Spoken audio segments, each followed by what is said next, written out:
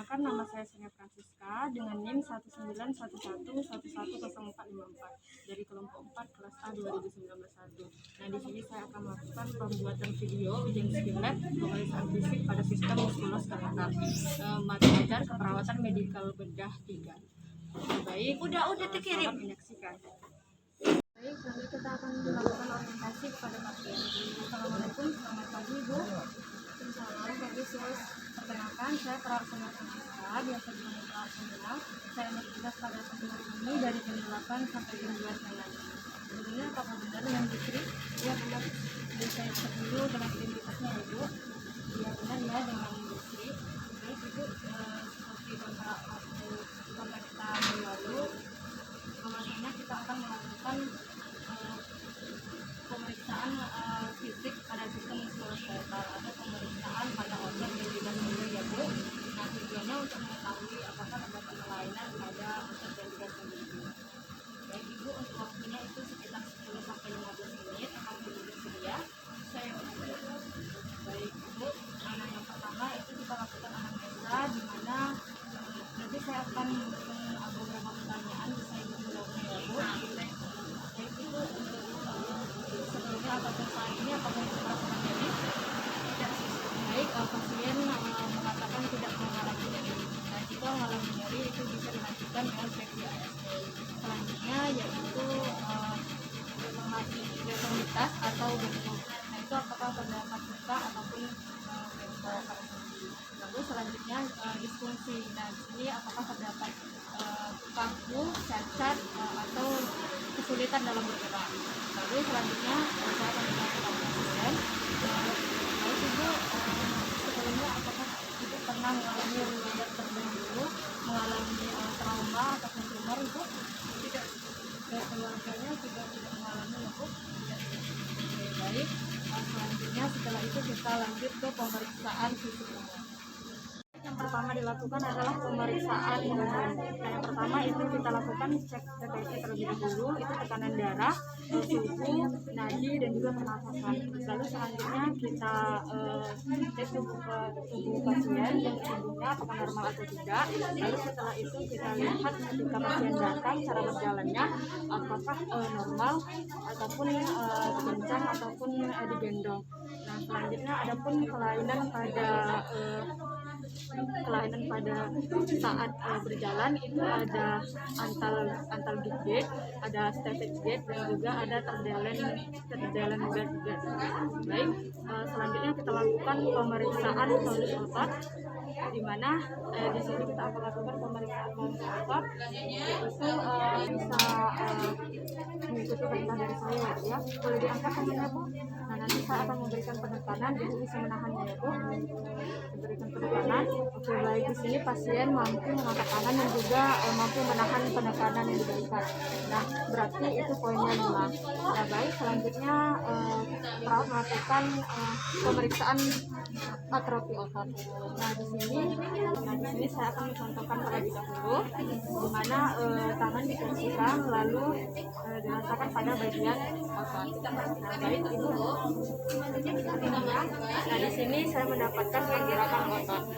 Baik, selanjutnya kita akan melakukan pemeriksaan sistem regional. Yang pertama itu kita lakukan pemeriksaan pada bagian kepala dan juga leher. Yang pertama kita lakukan inspeksi apakah kepala dan leher itu simetris, atas bawah, kanan dan kiri. Selanjutnya kita lakukan palpasi pada bagian spinal. Baik, selanjutnya kita palpasi pada bagian spinal terlebih dahulu apakah terdapat pembengkakan atau benjolan. Lalu pada vena jugularis kita palpasi apakah terdapat pembengkakan ataupun benjolan juga.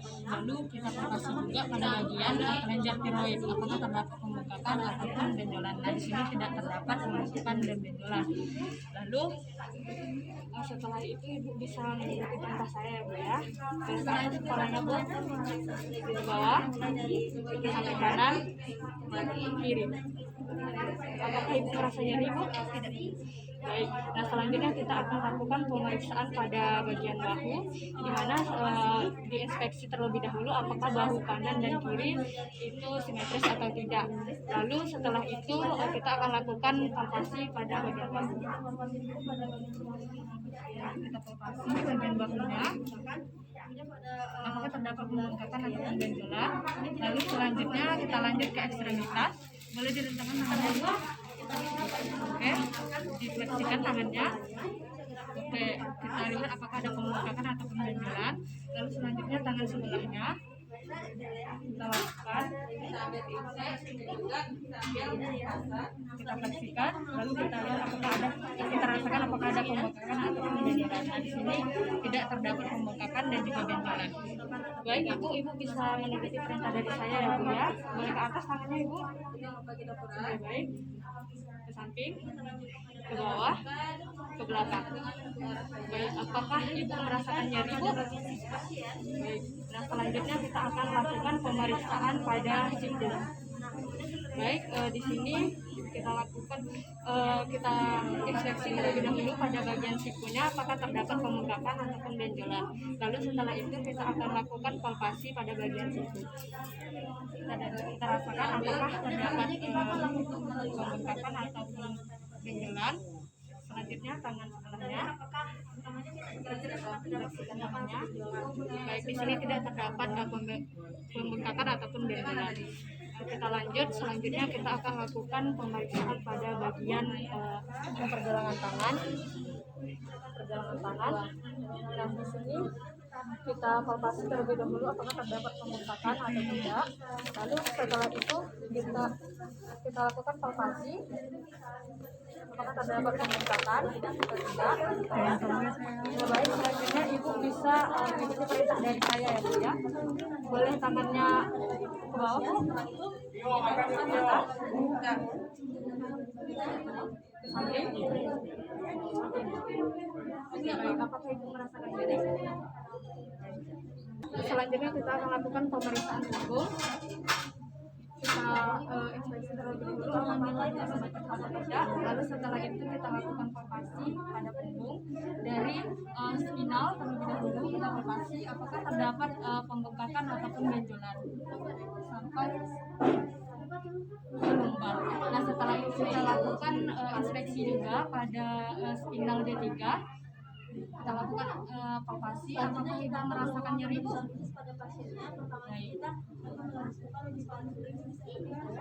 Baik, selanjutnya kita akan lakukan pemeriksaan iga dan abdomen.